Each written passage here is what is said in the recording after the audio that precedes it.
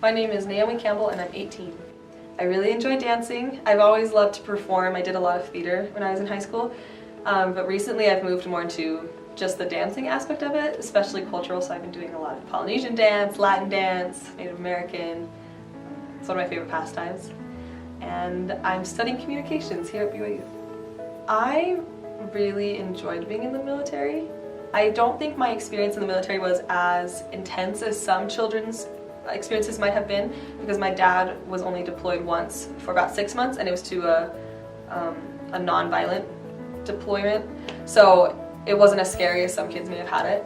But I feel like it taught me to be pretty tough. We moved a couple times, and I was young, so of course I was dramatic about leaving my friends, but we stopped moving around so much when I was in the 4th grade. So I don't think I ever truly experienced really having to say goodbye to people, because when you're in the 3rd grade it's hard, but it's not life-changing. And I just have a deep love for people who serve the country, and I think that comes from watching my dad serve. You know, I've lived a really great life and I'm very, very blessed, so it's hard to think of something that was truly, truly challenging. But I think in 9th, 10th grade, I kind of went through a period where I just found that the way my friends were living wasn't how I wanted to live, and I took the liberty to just kind of leave them behind, which was hard because you're transitioning from junior high to high school. So I went to high school not having anyone that I knew, no friends. All my friends went to a different high school.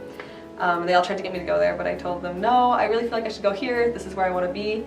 And I'm proud of myself for making that decision, for being strong and choosing something I wanted over something that all my friends were doing. But it was hard. I just kind of floated. And I remember floating for about 2 years, just kind of, I didn't really know who I wanted to be around. I didn't really have that go-to friend group. And that was a big challenge, but I think it was very defining, and it helped me become who I am today, and helped me to get better at being okay with being alone. It's okay to do things on your own and to be alone sometimes. And it's nice to have your close friends, but it's also okay to be going through a time when you have to find them, or you have to find yourself first. Don't care so much about what other people think. Do what makes you happy, and do what you think is right.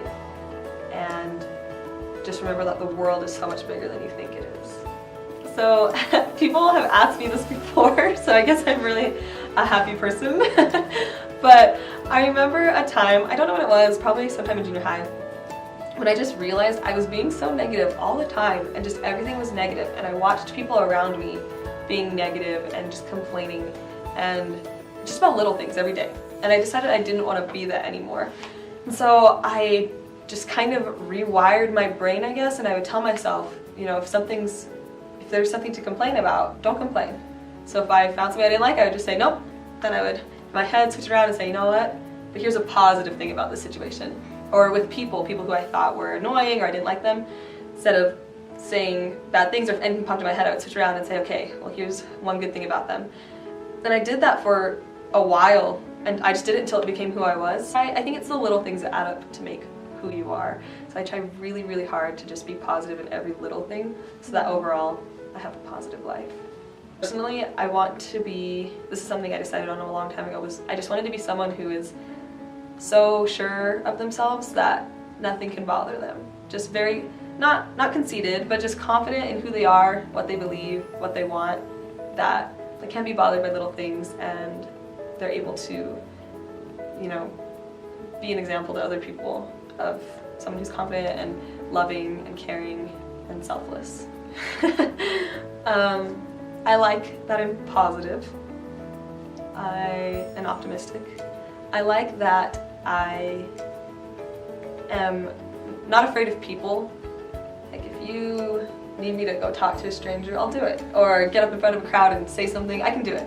And I really like that quality, because it took me a while to develop. But I really enjoy that one.